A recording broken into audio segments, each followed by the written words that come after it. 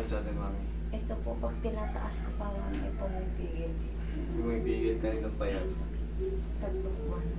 Tatlong buwan nakapag-ipon na ng ano. Ang tawag dyan is frozen shoulder. Ngayon, diabetic kayo. Hindi. May baong kayo 10 kilo lang sa loob. Ha? May baong siya 10 kilo lang sa loob. Dapat kasi pinapanood niya yung mga ano. Meron kasi ito kahit pa paano may pain to, kaya sinasabi ko magbaong kayo mo. Eh, medyo. Kung mapapansin nyo, numinipis na yung dito nyo. Yung mga karne nyo, ayan, katulad nito, may laman-laman pa ito. Hawakan nyo yung siko nyo, ay yung siko nyo, balikan nyo. Ayan, numinipis. Unti-unti na siyang numinipis. Kasi alam nyo kung bakit. Pag pinupwersa nyo, nasasaktan kayo, kaya iniiwasan na. Kaya yung activity ng mga shoulder natin, medyo limited na kasi masakit nga. Okay na nyo, oh. Sumusunod yung katawan nyo. Dapat dito, pag inangat, lulubog to. Ito, tingnan mo. Kaya napatay lang na nila. nga, hindi na eh. Kahit yung may iitsa ako niya, nasakit. Okay, mamaya mawawala na yung pain yan. Pero hindi pa siya mapiperfect may angat. Eventually, tuturuan ko kayo ng exercise nyo. Ayan, matatanggal na yan. Okay? Nahihiga nyo ba yung patagilid dyan? Hindi. Higa. Kaya. Hindi, wala namang masakit. Ayun, kaya nakaya ko pagka ano kasi pag nahihiga ko na tumagilid, nakakaya ko naman. Nakakaya naman. Okay, very good. Hindi ka pa totally severe na severe, ha? Yung iba kasi hindi na kayang ihiga. 3 months ka pa lang, pero nakapag-ipon na yan. Kaya nga, 3, 4, 5 months yan, pinakamasakit. Pero hanggang 8 months yan. Hanggang 8 months yung mga pinakamasakit Nung yan. una, ano, parang wala lang, parang kung ano na, ay, iba na sabi ko.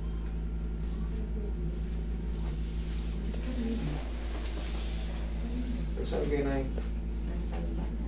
Alban?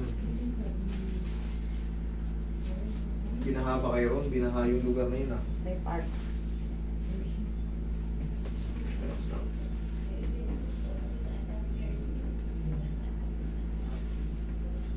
Yung mga galing sa bundok, yung pinagdaanan nun, baka talaga. May bahay sa baba. Masasin ko muna, ha? Para...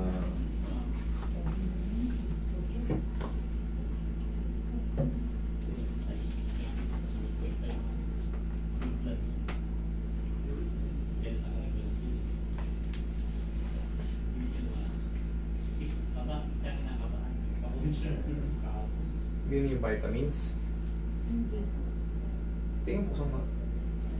Langis, iba pa. Ayun, ano po. Pau naman din. Okay. Sir, nag-ano rin po kayo ng stroke? Ang stroke kasi, ganito yan. Ang stroke kasi, once na lumagpas na kayo ng 6 months at di kayo naka-recover, yun ay permanent na yun. Pero kung mild stroke lang, kahit sinong mayayaman pag na-stroke, hindi na nakakabalik. Kahit operahan pa yung ulo. Pero kung mild stroke, kaya pa ng therapy yan sa mga bago. Ang mababago na lang doon, malalaman nyo Sa agad. tatay ko kasi ano, isang taon na stroke. Nakakalakad naman na siya kasi yung pamamanhit lang ng braso niya. Wala na kasi ano nun, condemn na. Sa utak, yung brain nerves. Kung ano yung malalagpasan niyang isang 6 na buwan, kailangan kasi within 6 months, makarecover ka na. Kung ano yung marirecover mo, yun na yun, yung iba permanent na yun. Pero yung sa shoulder pain, yan, maaari kong matanggal yun. Pero yung kunyari nakaganon ka, hindi, maayos na maglakad. medyo Hindi siya, gaganon-ganon yung paa niya. mabagal yan. maglakad. Mabagal Yun na yun. Yun na Yun yun. na yun. Pero yung problema niya kayo pamamanhit ng ano niya, wala, isang kamay sa paa. Yun nga sabi niya, pakitanong ko. Higa kayong tagilid, mami. Yan nga, basta hindi kayo makarecover ng 6 months.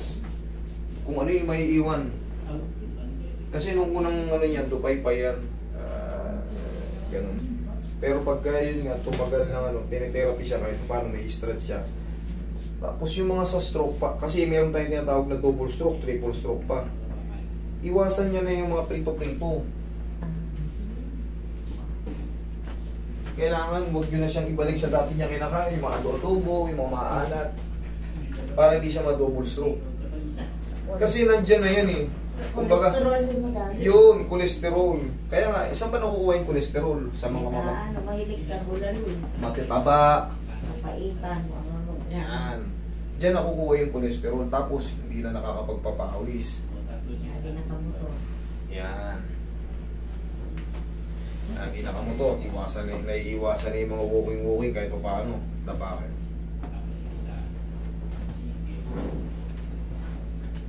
Regular exercise lang yung ano.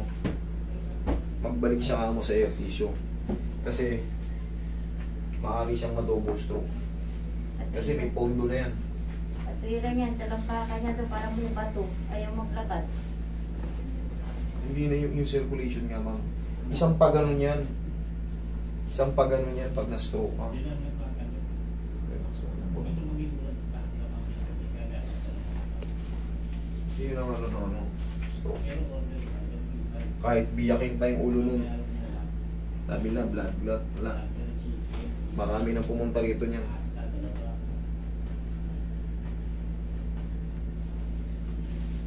Matatanggal ko lang yung mga body pain niya.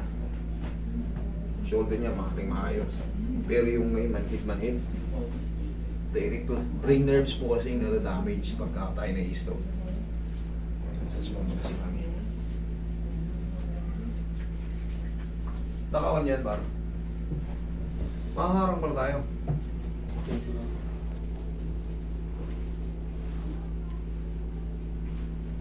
Lagay niya sa dibdib. Yan.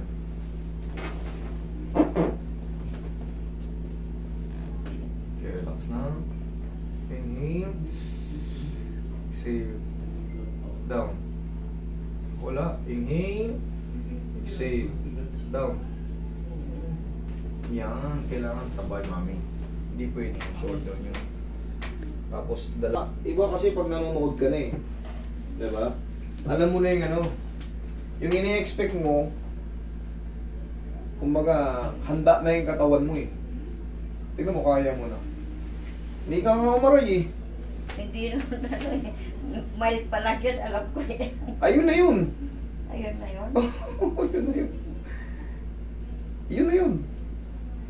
May inaabda ka ba iba? Meron ako na paano umaaray. Kaya nga eh.